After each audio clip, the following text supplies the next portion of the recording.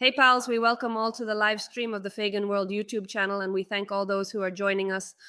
It's an honor and pleasure for you to work with us, considering that this is still a new format for us, so the new audience joining us is valuable to us.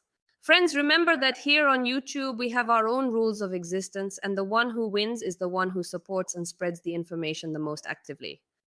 Don't forget to like, definitely subscribe to Feygin World YouTube channel, stick with us, and of course leave comments because the topics, in one way or another, directly affect the future of the whole world. Well, of course, all the topics, everything today we will be discussing in the company of Mark Feygin. Glad to welcome Alyona, glad to welcome all the viewers of the channel. Hey, Mark, how's it going? Mark, well, while they were counting the drawn, invented, actually thrown votes for the war criminal Putin in Moscow. By the way, I really like how in Ukraine, many journalists have made the decision not to refer to Putin as president anymore. I will also proceed and just call him Putin. While they were throwing these voices for him, alternative analysts calculated that approximately a minimum of 20 million of them were thrown in total, according to their calculations and estimations. More optimistic forecasts or grandiose ones say 30. Basically, he's just continuing to grab power for himself. But what's important to us? Either way, the Kremlin is keeping an eye on the West, seeing whether they'll acknowledge it or not, congratulate or not. None of the European leaders, nor any Western officials, of course, recognized these elections as legitimate, as they were widely disputed. However, for us, perhaps one of the most crucial inquiries is, what exactly is the White House? The White House stated following these elections that the truth is Putin remains the president. I'm quoting the words of Jack Sullivan, the National Security Advisor to the US president. Yeah, he states that there was a considerable amount of unfreedom, there was a significant level of injustice, a rather large amount of injustice during these elections, but nonetheless, that is the reality. What does this mean? Do they leave a negotiation window, or is the world structured so that if he's in power, he's still regarded as the president? Both this and that, both this and that. Because you see, there were options for a reaction that implied a harsh denial of the elections, essentially delegitimizing Putin as the first official person of the president of the Russian Federation. You do not recognize him as the president. You state that there were no elections. Power has been usurped. Well, it is illegally usurping, even according to the laws of the Russian Federation, the Constitution, and other regulatory acts. But are you prepared to continue negotiating with him if it is regarding the significant matters, the crucial questions of war and peace? There's nothing you can do. He's taken over power.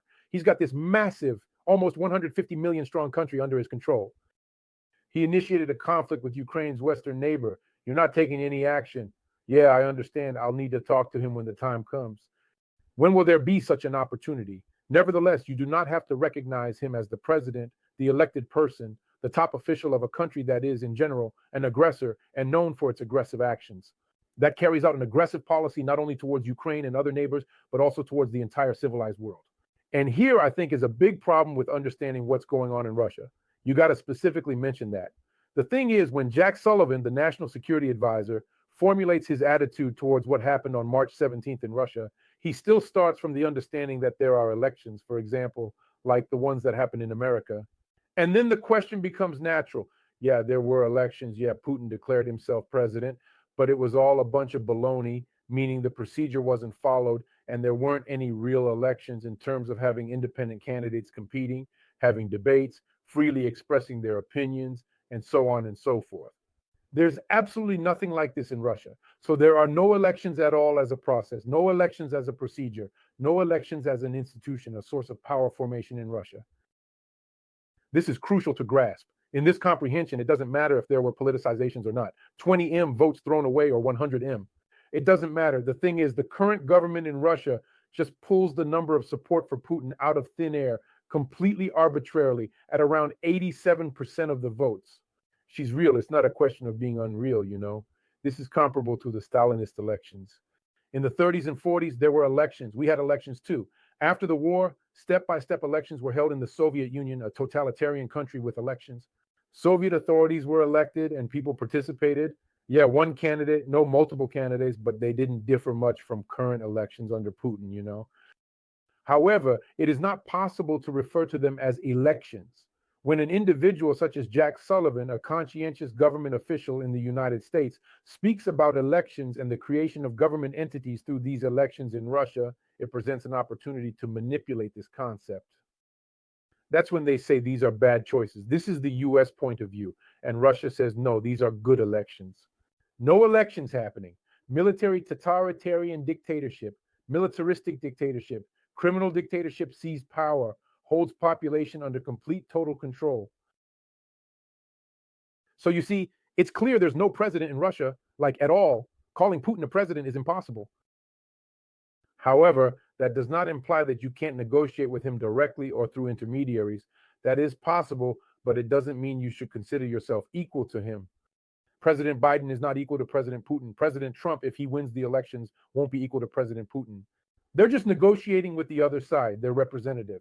Yeah, Russia today is all about Putin, but that doesn't mean that other countries, civilized countries, have to recognize him as the president of the Russian Federation. Someone will say, it doesn't matter what it's called, but call it any other term. And actually, this is very important because the United States, like other civilized countries, for example, France and so on, they adhere to the primacy of international law norms. So basically, they acknowledge international law as a tool for maintaining relationships with other countries. They are based on international laws. In Russia, this primate doesn't come out of it. They come from red lines, their own understanding of the law, and whatever else you can think of. But that has nothing to do with international law. And if countries are civilized and guided by international law, then they can't recognize any president of Russia like Putin. He ain't like them. This is the boss of a gang, the leader of a gang that has taken over a huge country, seized its resources, has nuclear weapons, exploits the population by sending them to die and kill in the territory of a neighboring country. But he is not a president by any means. He's not on the same level as President Macron, President Biden, or any other representative of civilized and free societies. Someone will say this is a rhetorical game. You're just trying to argue about words. But that's not true. Because if you recognize it as an equal and full-fledged side of negotiations, then you are applying to it the norms of law and requirements that you would apply to any civilized person. And you have to talk to him like a criminal, a war criminal, like a person who has usurped power, and then completely different rules apply. You are not obliged, Americans, French, Europeans, to comply with the norms of international law in relation to Putin, you understand. They stop having any effect. You can use military force, cunning, deception, you understand, because all of this is permissible in relation to a criminal. This is the key difference in understanding what happened in Russia. Yes, for the American consciousness, for the American layman, even for the American establishment, it is impossible to fully understand what is happening in Russia. It just doesn't work like that, you understand? People who reside in a system of free elections simply cannot comprehend how it can all function. How do individuals who place their ballot into the slot of the ballot box for voting not have an impact on the result, which is publicly announced information about which candidate received how many votes in the election? Putin's real rating is definitely lower. That doesn't mean that most people don't support him out of fear, ideological support, tradition, or whatever else. But I want to emphasize once again that the norms of international law that are accepted in civilized society towards leaders of countries who respect this law should not apply to Putin. Do you comprehend? When it concerns him, military laws should be applied, and even negotiations that can be carried out with him ought to be conducted precisely based on this significant thesis that he has no rights from the standpoint of international law. He cannot demand anything, you understand? And humanitarian or international legal norms should not be applicable to him. Anything is permissible when it concerns him. There are no limitations. Until this crucial consideration is put into action, in the event that they do not follow it, Putin will always come out on top, you know? He has a knack for maintaining his position of power. He's freeloading off the rules that the civilized world follows. He's leeching off of them. He's taking advantage of them. And the world responds to him according to the rules of civilized world, and you can't do that under any circumstances. I truly appreciate your formula in which you essentially state that he is not any more polished than them. Yeah, he seized power. Yeah, he controls it. But when we look at the list of those who congratulated him on his re-election, that's just his crowd. Because yesterday it was the Fussites, today it's Hamas. I don't remember, probably until the representatives of the Taliban haven't made it. It's North Korea, Iran, the self-proclaimed president of Belarus, Lukashenko. Of course, there's also Jinping, the leader of China. There's the president of Turkey. But they are more of an exception than a confirmation of that rule where he is located. So it's impossible to perceive him as an equal. Simultaneously, Putin is attempting to utilize his preferred weapon. He carried it out instantaneously on the 18th, immediately following the announcement of the election results, in order to reiterate to everyone that undoubtedly Russia is a nuclear power, and without a doubt that they purportedly have no fears or apprehensions whatsoever.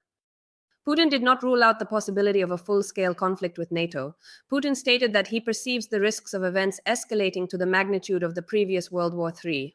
And why am I recalling this? Besides the fact that obviously it is some sort of bluff and blackmail rhetoric, the Third World War, it does not exclude anyone. Particularly when we are discussing nuclear blackmail, that is something that is most likely targeted more towards both Europe and America. Today is extremely fascinating, and Donald Trump mentioned he's like, no, wait. If I do become president, I am not going to pull the United States of America out of NATO. However, when it comes to these threats, how should they be perceived in a location somewhere out west, across the ocean? There is a president who should be extremely happy, and yet the first thing he says is, I will take even more lives, I will send even more individuals to be killed, so prepare yourself. Can you handle the same cost? Circumstances. I want to emphasize that what Putin says is what he really thinks. Now, that's a really important thesis. Very often we hear in the rhetoric in the West that, well, what is declared by Putin or his entourage in the elections, what is declared during political activities or the war in Ukraine, well, it's not quite true. So, for example, he has this guy, so to speak, under his control, this certain Medvedev, who at one time from 2008 to 2012 performed the functions of the president of the Russian Federation. Naturally, he wasn't any kind of president. He was just a puppet, not a real figure. Real power has never left Putin's hands, but he's talking about the possibility of a nuclear attack on European cities, London, Berlin, and Kiev, nuclear attacks. So these people are really ready to carry out this nuclear attack. The problem with the West is that it shouldn't back down. The Western countries should not indulge in this mood, tempting themselves to make a deal with Putin, appease him, and give in to his demands. To prevent nuclear war, show strength, not weakness. Demonstrate readiness like President Macron is doing now to avoid a potential nuclear conflict. So this individual, he is like, apologies, but we are also a nuclear power. We have nuclear weapons and missiles as well. Best of luck attempting to prevent us if we decide to deploy some French troops to Ukraine. Do you understand what I am saying? We are discussing approximately 2,000 military personnel, most likely from the French Foreign Legion, being dispatched to Ukraine. The Russians are stating that it is not a coincidence. They must have some insider information, maybe even obtained through unofficial channels. They have been cautioned that the French soldiers will be on Ukrainian territory, potentially carrying out military operations. We still do not know what kind of negotiations are taking place between Kiev and Paris regarding the objective of these French soldiers, but it is all about bringing an end to the conflict in Ukraine. I believe above all else, this is because of such a powerful reaction from Europe, from France. You can extrapolate the same thing to the question of nuclear threats. If Putin keeps threatening with nuclear weapons rhetorically, then every now and then, stating that he might or might not use them, the West should do the same. The Western countries must demonstrate their preparedness to engage in the Third World War, or is it already considered the Fourth World War in that region? If it becomes evident and explicitly demonstrated that we are willing to participate in a nuclear conflict, there will be no actual nuclear war. Putin will not initiate a nuclear war himself in order to evade the consequences of such a conflict, not just in terms of political power in Russia, but also in a physical sense. Because there ain't going to be no other outcome here. He's not ready for this. He doesn't want this. He wants to achieve all his political goals through blackmail, which he declared in Putin's memorandum in December 21st. He demanded to finalize a contract with Washington and an agreement with NATO to demilitarize half of the countries in NATO. There are almost 15 countries. So basically, they need to demilitarize them up to the border of May 1997. So these countries, mostly countries of the former Eastern Bloc, should basically stop existing as NATO countries de facto. Conditions for ensuring NATO security should not apply to them, because if all weapons, armaments, troops, and so on are removed from there, it would essentially give the aggressor the opportunity in the form of Russia to occupy these countries and rely solely on the fact that Putin won't feel like occupying these countries out of the goodness of his heart. But we see these aggressive actions towards the Baltic countries, Finland, Poland, and a number of other countries. Well, including Moldova, he's already waging war in Ukraine. Why should he give up his aggressive intentions towards other neighboring countries? Why? What's going to stop him if the West keeps showing weakness? And only if the West shows willingness to participate in the war and does it demonstratively, publicly, to prove this readiness, that is, simply starts moving troops, conducting exercises, deploying nuclear weapons, then there will be no war under any circumstances. Putin will not be the sole person accountable for resolving this problem. He may jeopardize the lives of others, but he definitely will not endanger his own. His same environment is ready to risk the lives of ordinary Russian citizens, but not their own lives. Now, this is important to emphasize. So the response to Putin's nuclear rhetoric must be clear, concise, and an equally strong response that implies the possibility of nuclear war, the start of nuclear war. And then we have the ability to steer clear of a Let me ask you one more thing, Mark. I get it. You're talking about who's actually going to outsmart whom. Aggressor needs to know they'll face their own medicine, not necessary to be first to attack. Putin's strategy. But at the same time, if Europe, I think, largely agrees with your philosophy, they are preparing, they are making very strong statements and continue to help Ukraine. Then in America, while senators are deciding among themselves whether to lend or simply give money to Ukraine, Donald Trump comes out and when asked about assistance, if and when if elected by the American voters, becomes president, will he help Ukraine? Donald Trump implies that he really hopes that by that time, let's put it this way, roughly speaking, the war will be over in 9 months and there will be no need to transfer anything. So it turns out that not all individuals in the USA adhere to the philosophy of standing up to the aggressor. Yeah, perhaps it will simply conclude this war will not be fought on behalf of us. What is your opinion on nuclear war? In my opinion, it is nothing more than a mere campaign slogan, just a simple campaign gesture. Trump is presently unwilling to reveal his plan for resolving the war in Ukraine. He prefers to keep it confidential at the moment. I believe so. He is making an effort to avoid explicitly stating his intentions. I believe he thinks that by conversing with Putin, he will position himself as the last person standing between Putin and Zelensky, and he wants to maintain that influential position in the situation at hand. He'll say we need to divide land, occupied areas to Russia, while one's controlled by Kyiv, almost 80% of territory given to Ukraine. Ukraine has the right to do whatever it wants. So integrating with NATO, integrating with the European Union, going west for good. Putin does not want this. Putin, as I have said many times before, and this is an important understanding of the process, is that Putin wants all 100% of Ukraine. But now we realize that not just Ukraine. He desires not only Ukraine, but also the Suwalki corridor to Kaliningrad via Lithuania. He desires Chisinau in Moldova. He desires Georgia. He aims to acquire other areas from the Baltic countries and so forth. So the thing is, Trump himself doesn't really have a solid plan on how to resolve this conflict. He relies solely on his go-getter abilities as a businessman developer. He doesn't understand who he's dealing with until the end. And I'm starting to lean more towards him being an eccentric political figure, when, if he wins the elections, he will face the impossibility of solving this problem, as he sees himself as a businessman, as a negotiator, as a person who behaves very confidently towards other leaders of countries. It will not help him. Things have gone very far. He relies on his 4-year experience from 16 to 20 years old, when he was hanging out with Kim Jong-il, hanging out with other political leaders, and could, as it seemed to him, achieve the resolution of certain problems through threats, blackmail, pressure, and so on. However, currently we are in the midst of a war. He will have to negotiate with an individual who is using all these tools himself to achieve his political goals. That's just how Putin is. And if back then this question was a potential danger coming from Moscow towards Kiev, now it's a real danger. This is already a real war. These are real military events that are connected to Putin's actions. You understand? And in wartime, negotiating based on abstract concepts or accepted ethics, such as business ethics, is completely impossible. Different factors and considerations come into play in this context. This is the current situation. This approach? An instance of this is the way Russians deploy their troops in territories that they have occupied.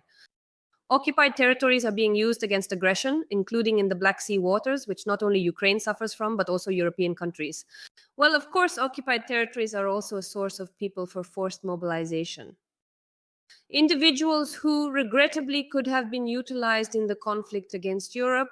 It is also worth remembering and not agreeing to any kind of occupation. Mark, thank you so much for taking the time for this chat. Friends, I want to remind you that it's crucial for us, whether you agree or not, to comment on what you think about the topics we're discussing today, especially what do you think about the elections in Russia? Don't forget to subscribe to the Feygin YouTube channel. Give us a like. It's really important to us, and we'll see you real soon. Take care, everyone. Goodbye until the next broadcast.